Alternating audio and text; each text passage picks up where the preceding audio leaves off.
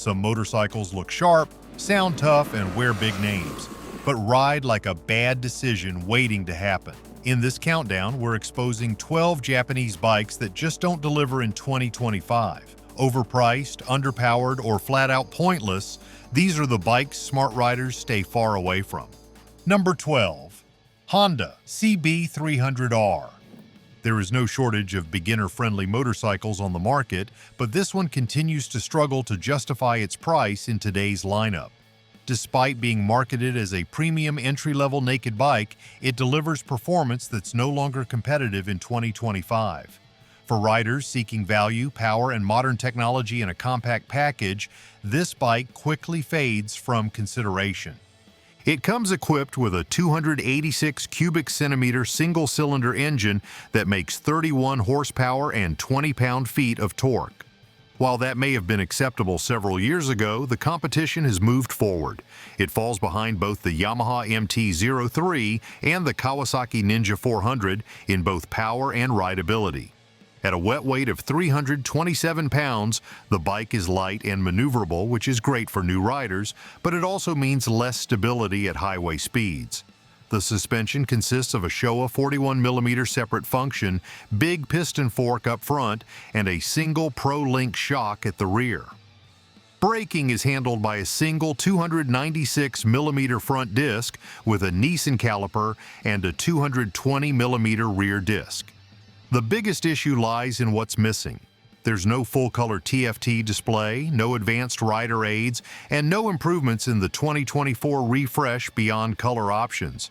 Yet it carries a price tag of $5,149, placing it dangerously close to bikes that offer dual-cylinder power, higher top-end performance, and more long-term versatility. While it may appeal to brand-loyal riders or fans of minimal design, most others will feel shortchanged by what they get for the money.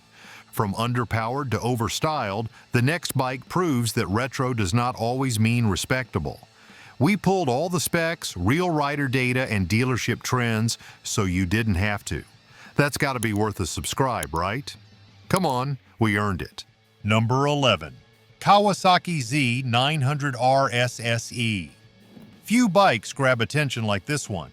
It's got the looks, the paint, the vintage tank shape, and the gold-finished components that scream 70s cool. But beneath that carefully sculpted exterior is a motorcycle that struggles to justify its steep price tag. At a sticker price of $14,000, it offers almost no real improvement over its base model counterpart, which retails for $3,000 less. It is powered by a 948 cubic centimeter inline-4 engine that puts out 125 horsepower and 75 pound-feet of torque. The chassis remains unchanged from the standard Z900, but this version adds an Öhlins S46 rear shock and gold-colored upside-down forks. Front braking is handled by dual Brembo M, and the rear gets a single disc. Wet weight sits at 471 pounds. The seat height comes in at 32.3 inches, and it rides on 17-inch aluminum wheels fitted with Dunlop GPR 300 tires. Unfortunately, there's still no quick shifter, no cruise control, and no cornering ABS. The display remains a hybrid analog and LCD setup, which feels outdated for a bike with this price point. This model banks heavily on nostalgia, but nostalgia only goes so far when riders expect modern performance. You are essentially paying $3,000 more for cosmetic details like paintwork and a branded seat. In a field where you could also consider a Yamaha MT-10, Suzuki GSX S1000, or a Triumph Speed Twin 1200, this Kawasaki becomes hard to defend beyond its looks. If the Z900RS SE is a case of style over value, this next one is tech overkill nobody asked for. Before we dig into that, don't ride out unprepared. We picked our favorite gear so you don't have to. Check the description for the essentials every smart rider keeps close. Number 10. Suzuki GSX 8S. There are motorcycles built with a clear mission. Then there are ones like this, machines that try to fit into every category at once and end up not excelling in any. That's where this one lands. Introduced to replace the aging SV 650 and GSX S 750, it came with new styling, a fresh parallel twin engine, and a promise to modernize Suzuki's middleweight lineup. But after some miles in the saddle, it becomes obvious. This is a motorcycle with no real identity. Power comes from a 776 cubic centimeter parallel twin engine, delivering 83 horsepower and 57 pound-feet of torque. Those numbers are competitive on paper, but the power delivery feels bland and uninspired. It lacks the punch and character of a true naked sport bike. The GSX 8S weighs in at 468 pounds wet, making it noticeably heavier than rivals. Braking is handled by dual Nissan axial-mounted calipers in the front and a single-piston rear caliper, while suspension duties fall to KYB upside-down front forks and a preload adjustable monoshock in the rear.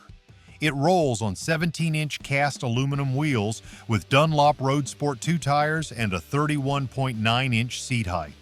The electronics package is bare bones for the price. Riders get a 5-inch TFT display, basic ride modes, and adjustable traction control. But there's no cornering ABS, no 6-axis IMU, and no quick shifter as standard. Priced at $8,999, it's dangerously close to the Yamaha MT-09, which offers more power, better suspension, and a complete electronic suite. Even the Honda CB 750 Hornet brings more personality at a lower cost. This one feels like it was designed by committee, and unfortunately it rides like it too. Some bikes try to please everyone and end up pleasing no one, but this next one fails by copying itself. Number 9. Yamaha Tracer 9 GT Plus. Touring motorcycles are supposed to make long-distance riding feel effortless, but sometimes adding too much technology just makes things worse. That's the dilemma here. Loaded with every possible gadget, from radar-assisted adaptive cruise control to a high-tech dashboard, it gives the impression of innovation. But when riders actually experience it, they're met with a machine that's overcomplicated, overly heavy, and surprisingly disconnected from the road.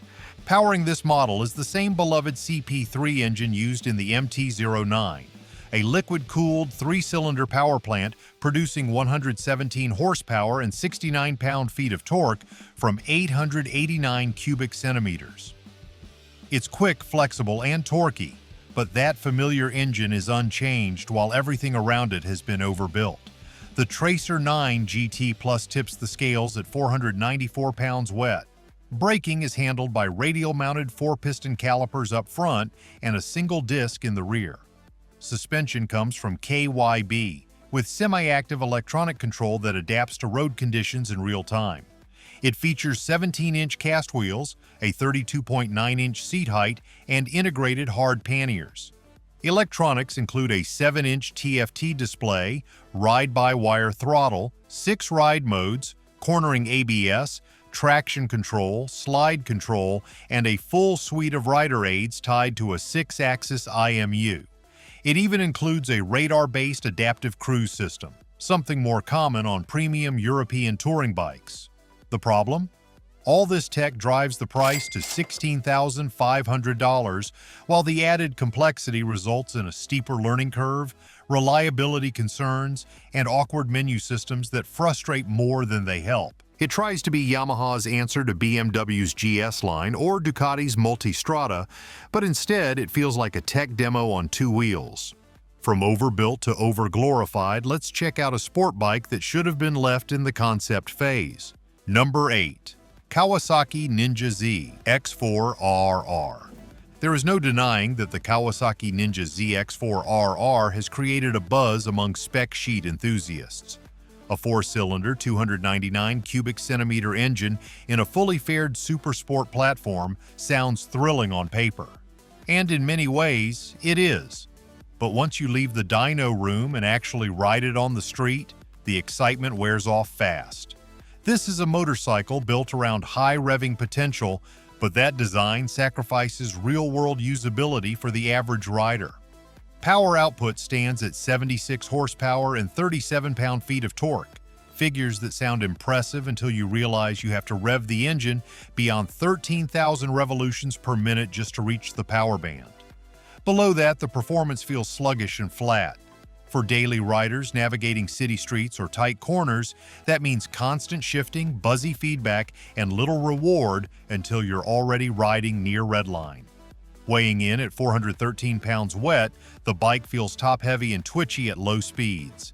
Braking is handled by dual front discs with radial-mounted monoblock calipers, while Showa suspension components provide solid control, but they're tuned more for the track than urban riding. The 17-inch wheels are wrapped in Dunlop GPR 300 tires, and the electronics include a TFT dash, quick shifter, and 3 ride modes.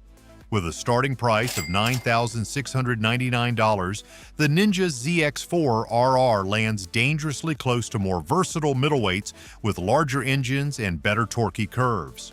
For the money, you could step into a Yamaha MT-07, Suzuki GSX 8S, or even a used Ninja 650 and get more accessible power, lower maintenance costs, and a friendlier ride. In the real world, this bike is more of a niche than a need. The ZX4 RR might win dyno charts, but it'll lose your patience. Meanwhile, our next bike might be the laziest update of the year. Number 7. Honda CBR 600RR. Some motorcycles age gracefully, others get stuck in time. This one falls into the second category. It was once the crown jewel of the 600 class, but in 2025 it's a museum piece being sold at premium prices. Riders looking for modern features, refined performance, and fresh engineering will find very little to celebrate here. The engine is a 600 cubic centimeter inline 4 that produces 121 horsepower and 45 pound-feet of torque. That's still a respectable figure, but it hasn't changed meaningfully in over a decade. The motorcycle weighs 435 pounds wet and still runs a dual-disc front brake setup with Takiko calipers and a single-disc rear brake. The suspension setup includes Showa big piston forks and a Pro-Link rear shock, which offer decent adjustability but lack the electronic feedback and ride adaptation found on rivals like the Yamaha R6 or the ZX6R. A small TFT screen replaces the older LCD, but it's a minor upgrade that doesn't make up for the missing features. No cornering ABS, no quick shifter, and no real rider aids. What stings most is the price. At $12,199, it costs as much as some leader bikes and nearly as much as the far more advanced ZX6R KRT edition. And yet Honda continues to roll it out without introducing meaningful updates. For street riders, the ergonomics are harsh. For track riders, the electronics are absent. It sits awkwardly between nostalgia and obsolescence, asking modern dollars for yesterday's performance. If the CBR is stuck in the past, this next bike is stuck in traffic, literally. Number 6. Honda CB 1000 Hornet. This one was supposed to shake up the Street Fighter segment, but instead it quietly slides into the background with little to offer. The Honda CB 1000 Hornet is the big brother to the new 750 Hornet and was hyped as a lightweight, high-performance naked bike for 2025. In reality, it feels like a part-spin special trying to ride the wave of Honda's own reputation and falling flat. Powering the Hornet is a 755 cubic centimeter parallel twin engine that makes 92 horsepower and 55 pound-feet of torque. That may sound decent, but in the real world it's just not enough to compete with sharper, more exciting rivals like the Yamaha MT-09 or the Suzuki GSX 8S. For a bike with Hornet in its name, it stings like a scooter. The throttle response is soft, the torque delivery is late, and there's no thrilling top-end surge. For experienced riders looking for power and edge, this bike comes off as muted. It features an inverted fork in the front and a monoshock in the rear, both with adjustable preload, but the suspension setup feels vague at higher speeds. Braking is handled by twin front discs with 4 piston calipers and a single disc in the rear, which do a fine job, but nothing that stands out. It weighs in at 467 pounds, and that bulk is noticeable when trying to throw it through corners. With a price tag of $9,399, the CB 1000 Hornet just doesn't give riders enough for their money. No cruise control, no inertial measurement unit, no character, just a name and a fairing. Forget the buzz. Let's move on to a cruiser that forgot how to cruise. Number 5. Suzuki Boulevard M109 R Boss. Oversized, under-refined, and painfully outdated, this so-called muscle cruiser tries to make a statement with sheer size, but ends up delivering a riding experience that feels more like a punishment. Despite its aggressive styling and low-slung stance, this machine feels like a leftover from the early 2000s power cruiser wars, never updated to meet modern expectations.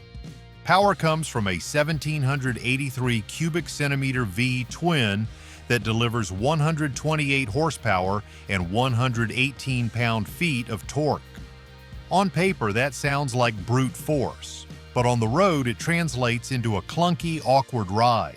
At low speeds, the throttle is jerky and unpredictable, and at high speeds, the handling is heavy and disconnected.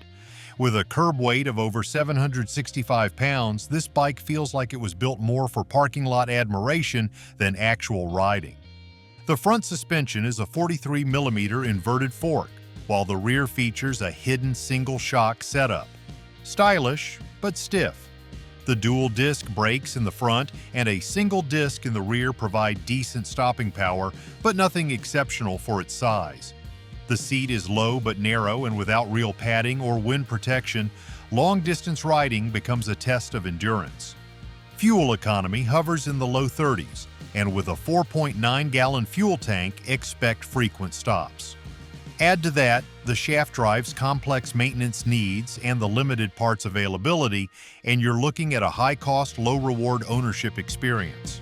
With a current MSRP of $15,499, this bike is asking for top dollar without delivering top-tier performance or comfort. From muscle to misfire, the next bike proves that parallel twins aren't always the solution. Still here? Still not subscribed?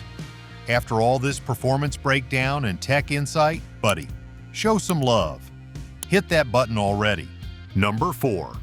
Kawasaki Eliminator 500 SE. Built with the heart of a ninja and the soul of a scooter, this confused cruiser doesn't know what it wants to be. While marketed as an urban-friendly lightweight cruiser, the overall experience feels mismatched, especially for riders expecting a relaxed, torquey ride. What they get instead is a peaky, underpowered setup that never quite settles into its identity. Underneath its slick design lies a 451 cubic centimeter parallel twin engine borrowed from Kawasaki's Ninja 500. It makes 48 horsepower and 33.4 pound-feet of torque. That's acceptable for a lightweight sport bike, but in a cruiser configuration with forward controls and longer rake geometry, it simply feels out of place. The motor needs to be revved hard to produce any usable torque, which contradicts the laid-back riding style cruisers are known for. The suspension system uses a telescopic fork in the front and dual shocks in the rear, both tuned towards stiffness. That results in a jarring ride over imperfect pavement. Braking is handled by single-disc rotors on both ends with dual-piston calipers. While functional, the braking performance feels minimal when the road gets twisty or traffic gets unpredictable. Aesthetically, the bike borrows from multiple styles, bobber, naked, and street, but blends them without any real cohesion. The seat lacks support, the handlebars are awkwardly positioned, and the small fuel tank limits range. It tips the scales at just under 370 pounds, which makes it light but still not agile enough to impress in corners or confident on the freeway. At a retail price of $6,999, this cruiser doesn't offer enough performance, comfort, or identity to stand out. Eliminator by name, eliminated by logic. Let's now look at a sports tourer that barely tours. Number 3. Honda N C750X DCT. It promises versatility and ease of use, but delivers the most disconnected ride in its class. The Honda NC 750X DCT aims to blend scooter practicality with motorcycle performance, but instead lands awkwardly in a no-man's land of underwhelming execution. The dual-clutch transmission, while innovative, still lacks the refinement riders expect in 2025. Shifting feels delayed and robotic, especially at low speeds or under throttle transitions. Powered by a 745 cubic centimeter parallel twin engine, it produces 58 horsepower and 50 pound-feet of torque. Those figures might work for commuting, but when paired with the DCT, it feels sluggish and uninspired. There's a flat torque curve, and the engine buzzes loudly at highway speeds. Hardly a fun experience. The bike weighs in at 472 pounds and features a steel diamond frame with a telescopic front fork and a rear monoshock. Suspension travel is limited, making rough roads feel even harsher. Braking is handled by a single disc in the front and rear with dual piston calipers. Adequate but not confidence-boosting.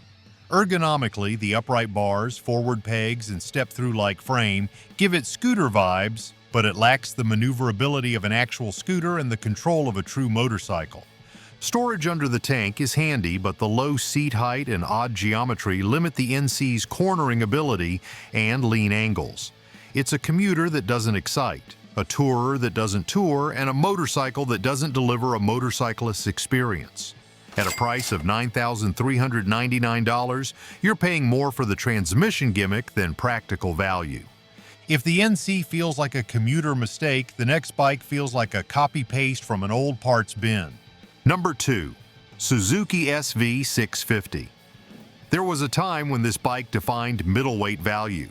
Today, that time has passed. The Suzuki SV 650 still rides on its legendary name, but underneath it remains virtually unchanged from models released over half a decade ago. In 2025, that makes it a dinosaur among dynamic, tech-packed rivals. Under the tank sits a 645 cubic centimeter V-twin engine producing 75 horsepower and 47 pound-feet of torque. While that's respectable, the engine character now feels dated, and the lack of ride modes or electronic assistance puts the SV far behind its competition. It's still a fun engine at mid-range revs, but the overall package feels outclassed. The bike's steel trellis frame contributes to its 437-pound curb weight. Suspension is handled by a conventional telescopic front fork and a preload adjustable rear monoshock, neither offering much sophistication. The braking system consists of dual front discs with 2 piston calipers and a single disc in the rear. Braking power is average and lacks feel compared to newer setups. There's no TFT display, no traction control, no quick shifter, not even a slipper clutch. The cockpit still features an analog tachometer with a small digital screen, making it look outdated at a glance. With a seat height of 30.9 inches and relatively narrow handlebars, it's approachable, but lacks the flair or comfort of modern naked bikes. Priced at $7,199, it sits awkwardly close to far more advanced options like the Yamaha MT-07 or the Honda CB650R.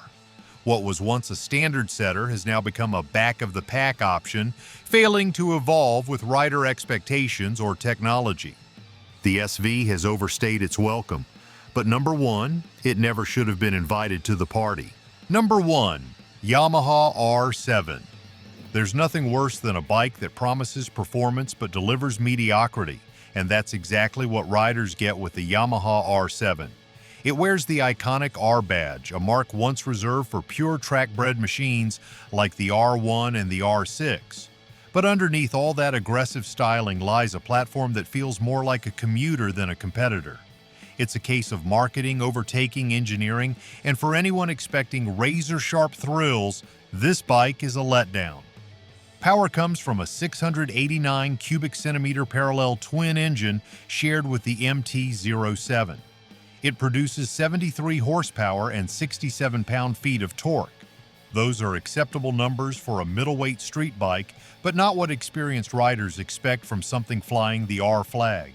It lacks top-end surge, the throttle is predictable to the point of boredom, and even with its light frame, it doesn't provide the visceral rush of a true supersport. Weighing 321 pounds dry, the R7 is light but not particularly nimble in high-speed transitions. Braking is handled by dual radial-mounted 4-piston front calipers with 298mm discs and a single 245mm disc at the rear. Suspension consists of a fully adjustable inverted fork up front and a preload adjustable monoshock in the back, but it still doesn't feel track-ready. There's no 6-axis inertial measurement unit, no slide control, and no quick shifter included at this price point. And that price? It starts at $9,299, firmly in competition with more capable motorcycles from rival brands. The R7 wears racing colors but delivers commuter thrills. So before you spend big on looks or badges, ask yourself, does this bike ride like it costs? Let us know in the comments which Japanese motorcycle disappointed you the most and which one still deserves a second chance.